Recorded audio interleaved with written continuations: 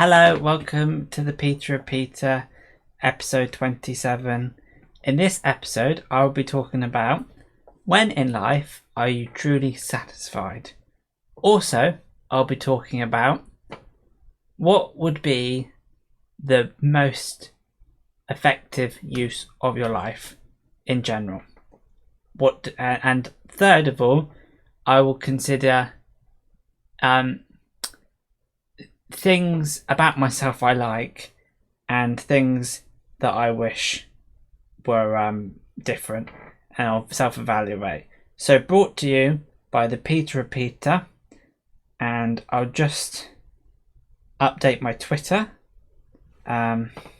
make sure the link is working and people can watch my podcast. Yep, it's all working, all live. Everything's good. So when in life are you truly satisfied? This is a weighted question. And I've thought of an answer to this. The answer is, think of something that you enjoy doing in your spare time. Think of your favourite thing of those things. So, for example, watching your favourite programme or watching your favourite podcast. And then imagine that one thing. So for me, it would be listening to Joe Rogan's podcast. Imagine that one thing, and then go back to your life and think of what you're doing in your life. Say what you do in your day or how you're spending your time, and think, would I want to interrupt what I'm doing and go and do my leisure activity instead, and go and watch that podcast, something normal you do every day? And if you feel like you would rather interrupt what you're doing and continue doing the podcast with no consequences, like teleportation in like the separate realm of reality, if you would happily interrupt your life for your activity that you quite like doing every day, and you would rather do the activity that's quite normal and something you like doing, and you'd rather do that than what you're currently engrossed in your life, then you've got a problem. Then what you're doing in your life isn't gripping enough, isn't meaningful enough if you'd rather watch YouTube. So for example, if you're at work and you're finding it boring and you'd rather just be at home watching YouTube, that work isn't fully satisfying. So that means that when you're truly satisfied, when you're doing the thing you're doing, in that moment, there's nothing else that you would rather do. There's nothing that could persuade you from doing that other thing. And I think that is a little indicator of true satisfaction. So you could be in work and you could be really passionate and really driven and happy that what you're doing is meaningful, and you would rather do that than anything else. Well, then also, for example, if the thing you're doing is meaningful enough that you feel like you need to be there, then that in a way is also a satisfying thing. And because if you really don't care about what you do and would rather be doing anything else, like watching YouTube or a podcast or something, then what you're doing in the present moment isn't satisfying enough. And a good life, I think, is the combination of moments when you're feeling truly satisfied. And the longer you can live a life where those things are fulfilling and satisfying and those moments happen more regularly, then the more you're getting out of life. So the next question that I would pose to myself is, what constitutes a good, meaningful life? What is your purpose? And I'm a little bit biased because I believe in God. I think that life is all about that. But let's forget about that for the time being. Saying we're going from a secular perspective, what is the non-religious universal way of looking at life? And I would say it's like being in that moment, that satisfying moment, when you wouldn't wish to escape from it, and having those moments. But also that on a more grander scale, when you're having a life which is so meaningful and great that you wouldn't change a thing about your life. You wouldn't rather it be tweaked. You wouldn't rather someone else's life. And when you can have a sense that your life is the best possible existence, and you don't look towards others and other people's lives and what they have and wish, oh, it'd be better if I had this. If you're content in your life and you'd wish for no other life, and if you're at the end of your life and you are happy with how it's gone and just be fully satisfied with your life and wish for no other life, I think that is a true indication of a valuable life, and that's what we should aim for. And some people think, I hear people say on films and stuff, they want legacy. They want, an impact on the world. And I don't know how important that is, because once you're dead sort of thing. So you really have got to have an impact while you're alive, and then you can be comfortable knowing that impact continues, and that's a little nice addition. And I probably can't say that quite yet, that my life has had impact enough while I'm living for me to be happy for it to be over. So I think, and to be honest, I don't think I'll ever get to that stage where I think, oh, I've lived a good life. I always want more. So yeah. Anyway, so that's about what is a true indication of satisfaction in life, is when you're in the moment and you care and enjoying the moment enough for escaping not to be in that better option. That's true satisfaction. And the second thing I've said is, wanting to live no other life than your own, and feeling like you've done the best and your life is the best there is for you. That's like a true, completion and contentment and satisfaction with your life as a whole. And the last question that I posed myself as part of the Peter Repeating podcast, and then I've got 30 minutes to talking about how my tea's cold. But the last thing is talking about myself, what I like about myself, what I would change. What I like about myself is my patience. I think that's good because I can really wait for stuff, and I think it's more about listening to people and being patient with them, and just always being someone I can talk to people, and I'm patient enough to to listen to someone and feel like I'm enjoying their company, and they feel that and they resonate with it. So my patience, so that could be talking to someone who's talking something that you find completely uninteresting or you disagree with, but you're patient enough just to sit them out and stay there and enjoy the moment. And Jordan Peterson says, always talk to people with the expectation that they can teach you something that you don't know. Everyone you talk to knows something that you don't. So that can give you some emphasis of why you should be talking to people and listening and caring, even if you think it doesn't really matter. So patience is I quite like about myself. I will get to things I don't like. But listening is a similar thing. Just listening. I listen to everyone. I do a lot of listening. I care about people.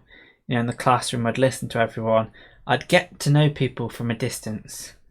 sounds a bit stalkerish, but I'd get to know people, and then I could engage in the class when the popular kids are just having their own conversation. You can like listen, and that's a big element of school, listening to the popular kids talk, because the popular kids were the people that were in the right friendship groups and had and did a lot of talking. Yeah, so listening to the popular kids and engaging and getting a feel for the conversation and a feel for people's character and getting to know people by listening. I think I'm good at listening, and that's a skill I have. So patience is listening. I might run out of might run out quickly of good things to say. I think I've got loyalty. I am very loyal. If I like someone, I like them for a very long time, and that's a good thing.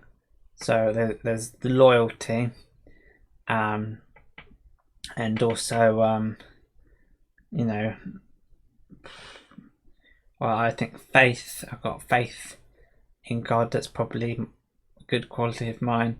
Although some people think that's useless, but between me and God, assuming we're both real, faith is a good aspect of my connection with God and stuff.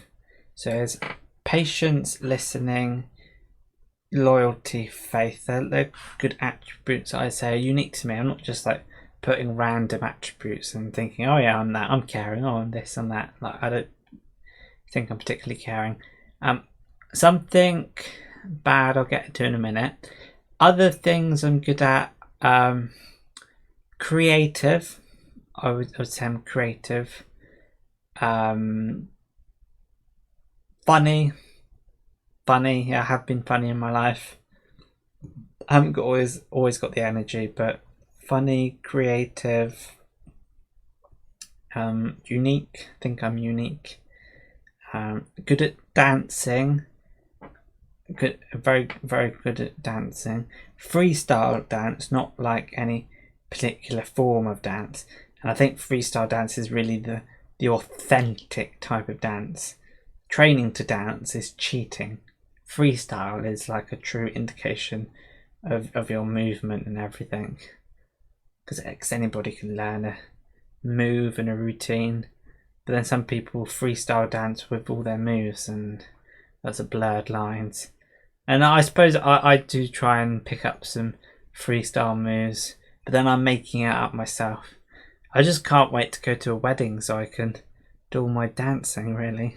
My sister's getting married. I hope that goes ahead because of the current lockdown, not because she might break up with her fiance. Yeah, I want a wedding to dance to, really. Dance at. That would be cool. Last time I danced was at my last wedding. No, I've been to parties and stuff, nightclubs. Maybe they're not parties. Anyway, good at dancing. I should probably do more of dancing. And then I'm hardworking. Hardworking I am, which is useful for academic type stuff. I don't get up. I care about doing the work, and what did I just say? I don't give up here. Care about doing the work, and I work hard to learn stuff, and that helped me get good grades. I probably need to adjust my camera because I have to lean back quite far out of my chair to get the right height. Yeah, so I've listed a lot of good things about myself, and then I'm quite logical. Is that the word? Good at maths. Well, when I did maths, I was good at maths. Out of a few people, I was good. Continued to be good. It's encouraging. Hardworking, maths, science. quite good at understanding stuff, and also quite philosophically minded. This is the name everything good about yourself and one thing bad about yourself challenge.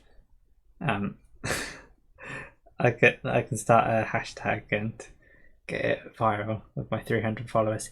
Yeah, so just look at the camera. Yeah, good thing, bad thing. Oh yeah, philosophical. So I wrote a book that I'm currently editing.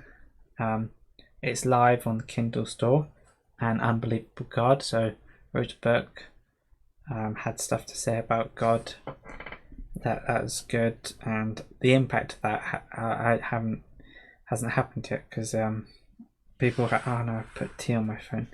People haven't read my book, so it might be a year's time. People read it and they're like, "Oh, you've done such a good job with your book." And particularly when I have edited, and I can get rid of all the mistakes, all the spelling mistakes and stuff, make it a lot easier to read. So I've named a lot of good things about myself. Let's go for one thing bad about myself. It would be. Now this is a lot harder. It would be. I wouldn't say it's something I need to change about myself, but the one thing bad about myself is my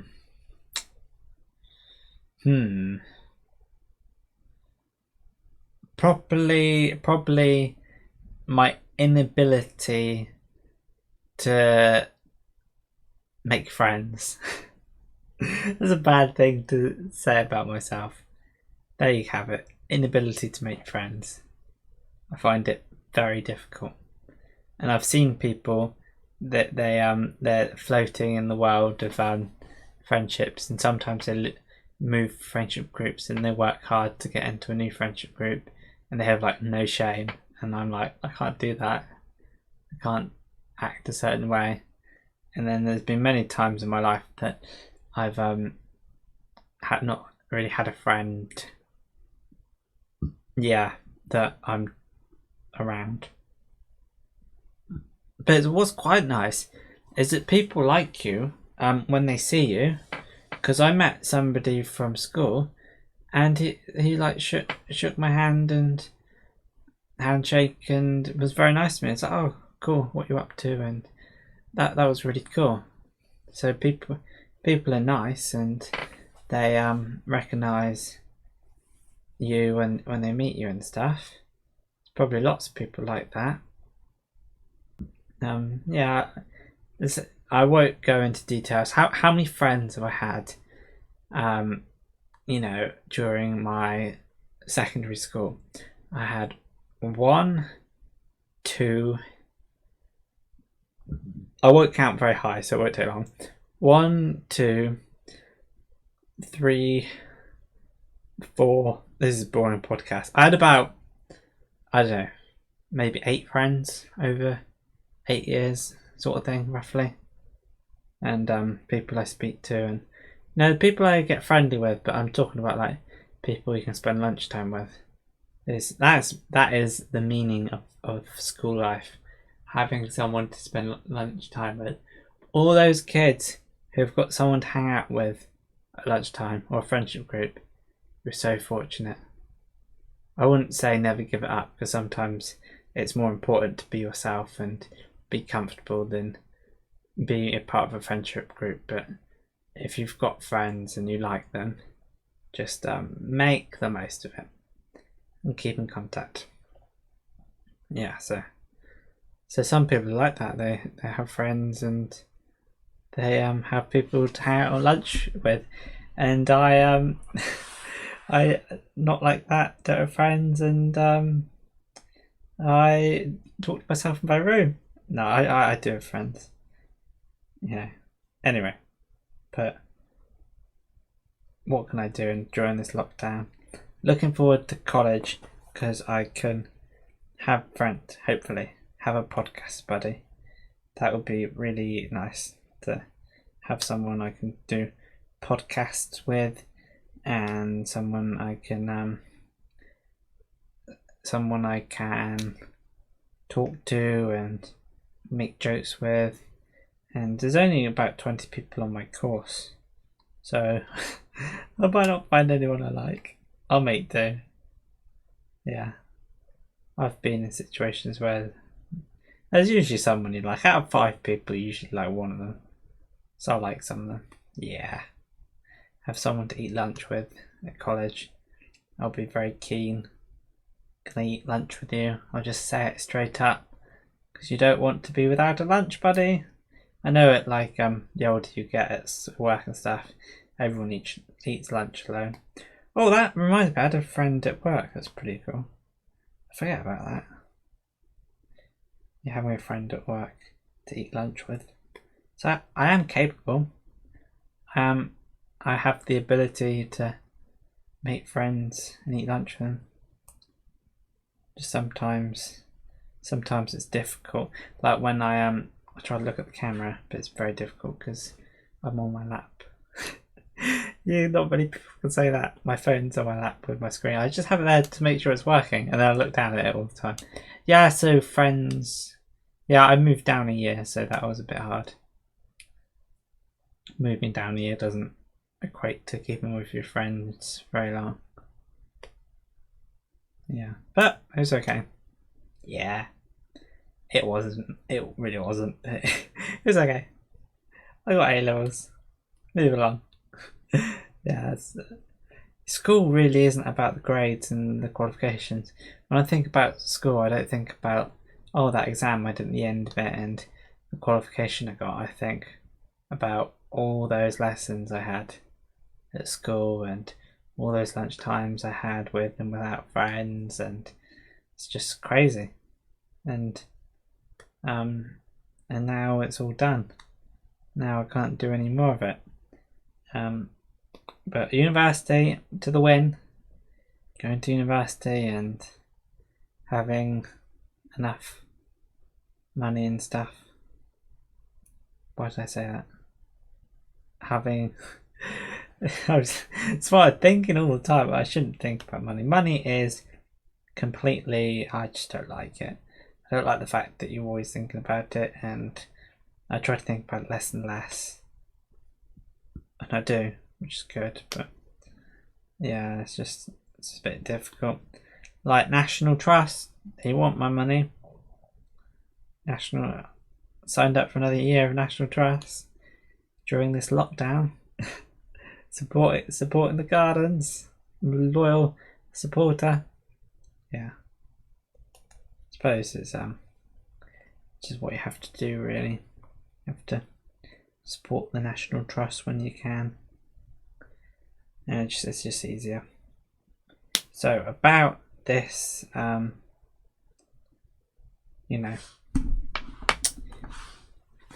podcast.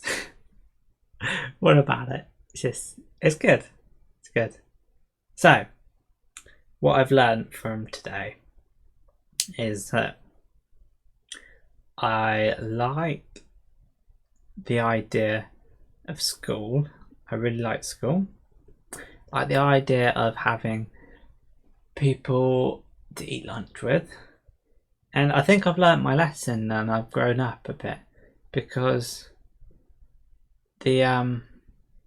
when I had a little college course, 3-day course, I made sure I ate lunch with this guy, and I'm proud of myself for doing that. Eating lunch with people. Who would have thought?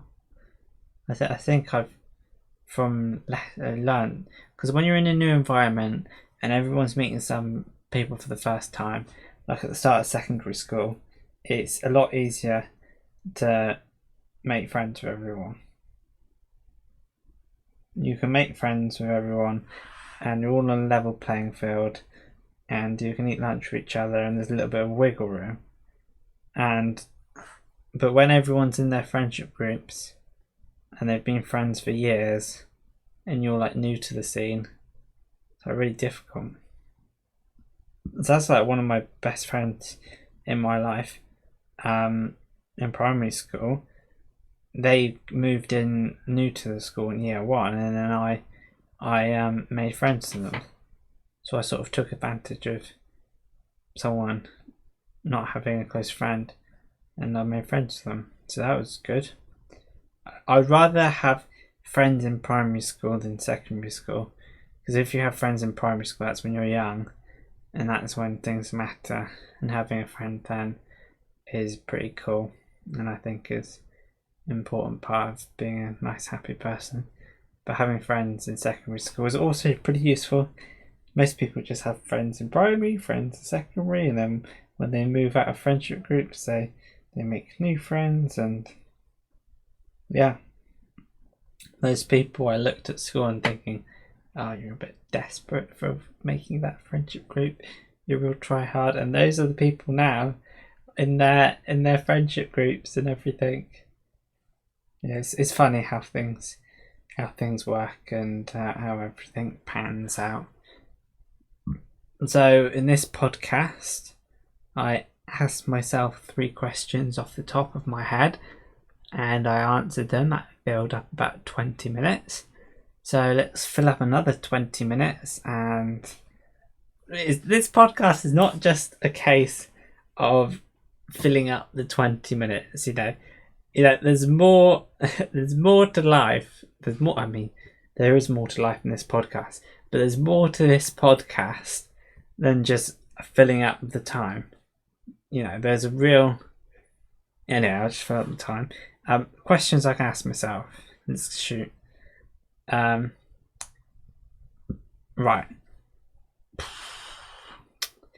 If you could have one opportunity in life, what would that opportunity be and why? Okay, one opportunity in life, what would the opportunity be and why?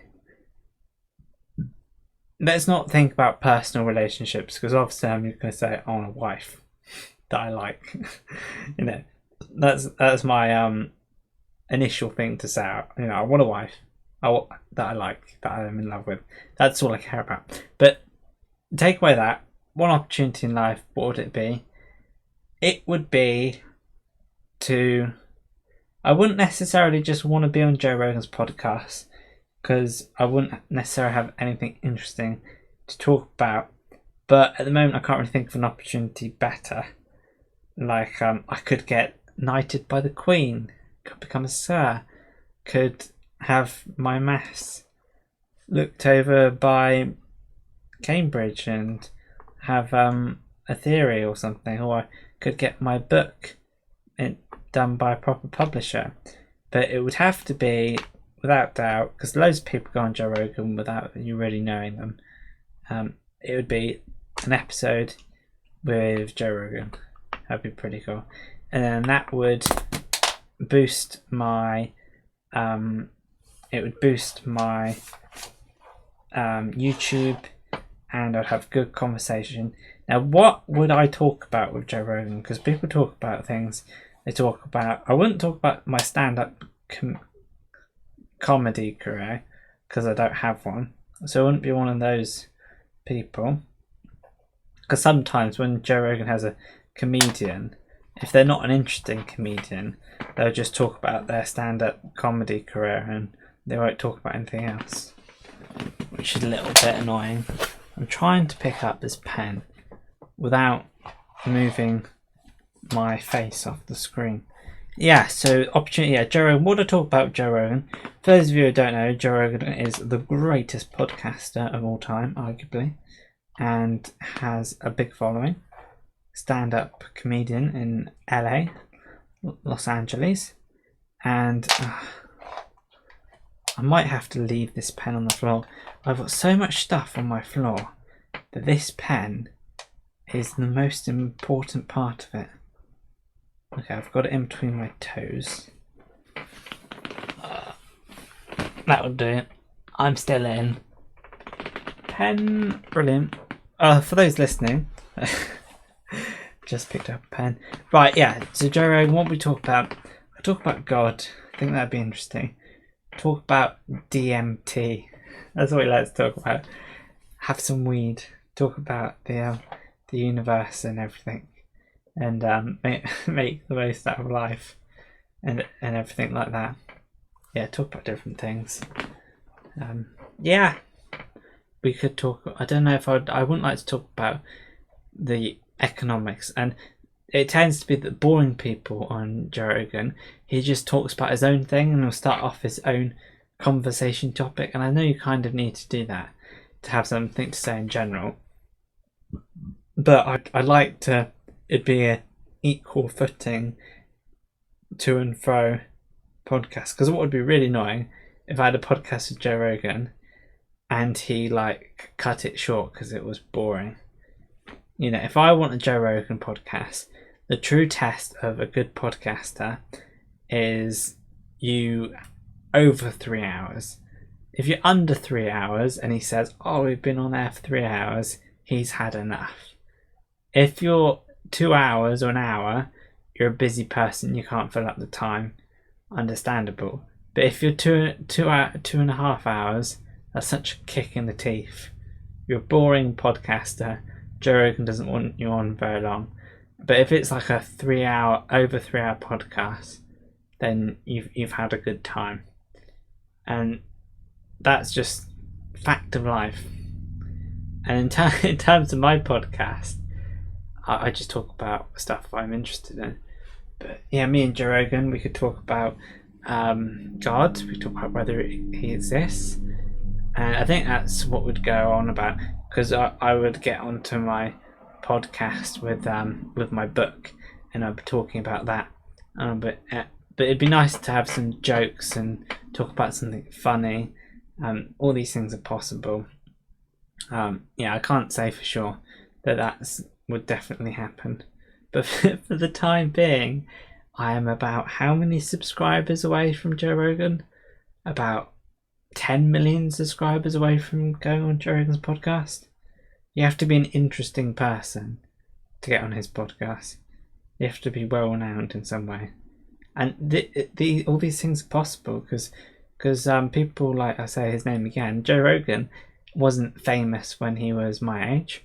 So, you know, people build their careers and they make a name for themselves. So it could be when I'm 30, I'll be part of the intellectual dark web, have guests on my podcast, and it'll be like the Peter Repeater, episode 704. Richard Dawkins, he might not still be alive, or episode 4205 with James Acaster. And then we'll talk about funny stuff. That's a dream. I have a job where I'm just talking to people. Dream, just straight up dream. I need to put all my eggs into this hypothetical basket. Put all my lockdown time into this podcast, put everything I've got into it, and then eventually I'll, just a couple of years of hard grafting, I could get like million subscribers. It's possible. It's been done before, and we'll see what happens. Or what will happen is I'll stop with this podcast quite soon anyway. So usually I look at the Twitter to see how long I've been on this podcast for, and then I try to squeeze out an extra few minutes. Yes, we got to squeeze out a few minutes. Let's ask myself another question, and we'll answer it. And it won't be Joe Rogan related, probably. Okay, let's think.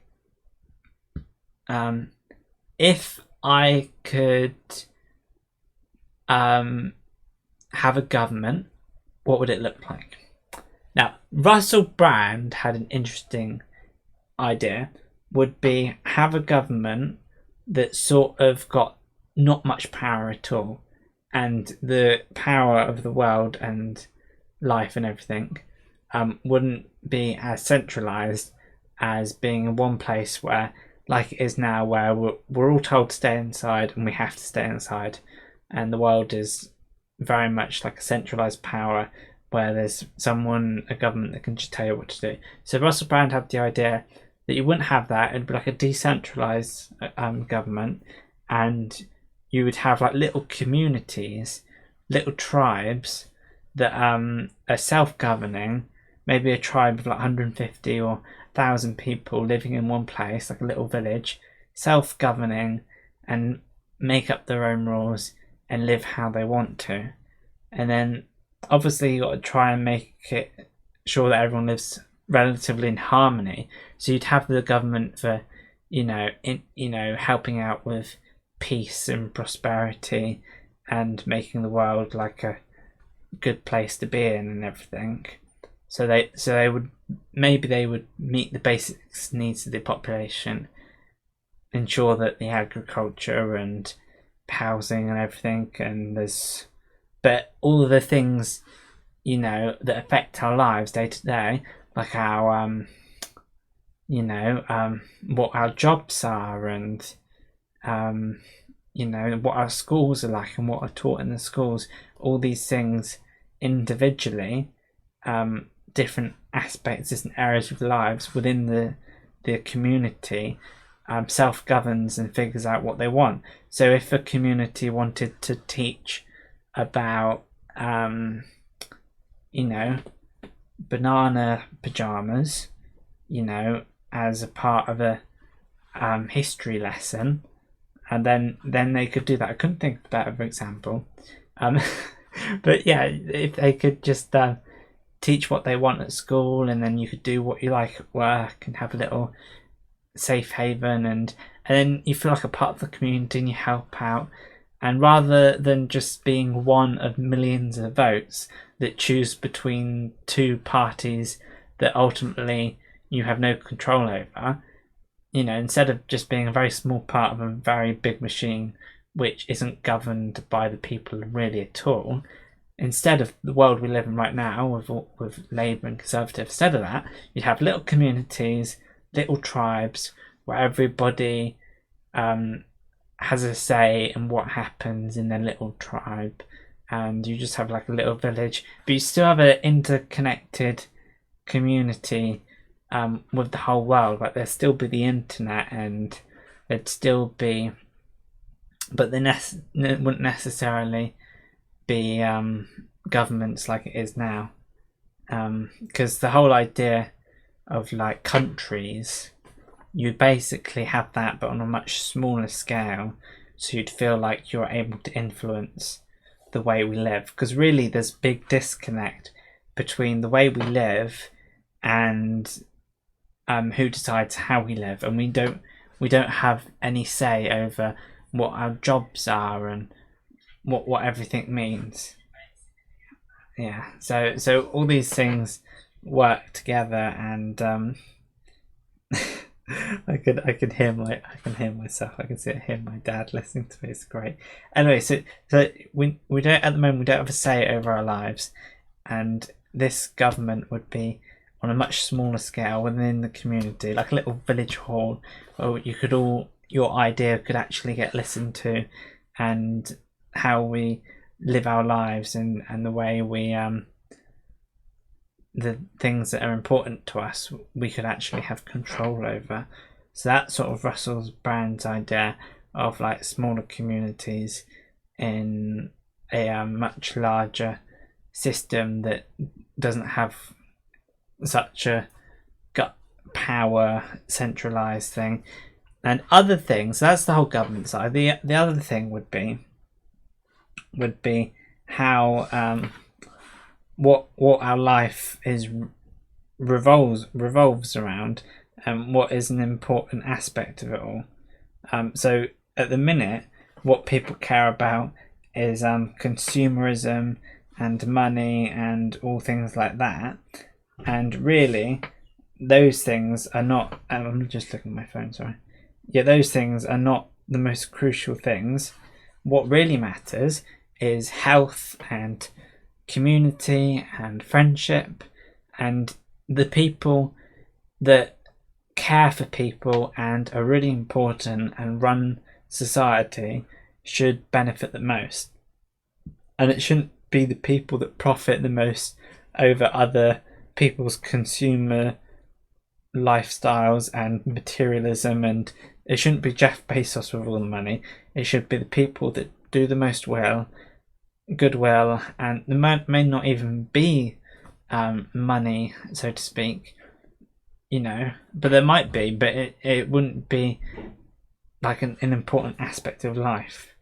I just think there's a better way of doing things where people can focus on what is important, like good health and caring for people. And it would be people like the nurses and the people like the key workers that actually look after people. Those would have the most wealthy and fullest lives because they actually do the most good. And if we, instead of focusing on capitalism, money and consumerism and all these conceptual things that aren't true to our core essence, instead it would be better if our life was focused about things that matter to us, like community, love, compassion, friendship, trust, prosperity, and all these good things. And we can have an economy that doesn't look at numbers, it looks at good deeds. And that would be my idea of a better society. And I think I have filled up my Peter repeating with a good amount of time, and I'm fairly happy with that. Thank you for watching, thank you for listening. Join me tomorrow in the Peter Repeater. Bye for now.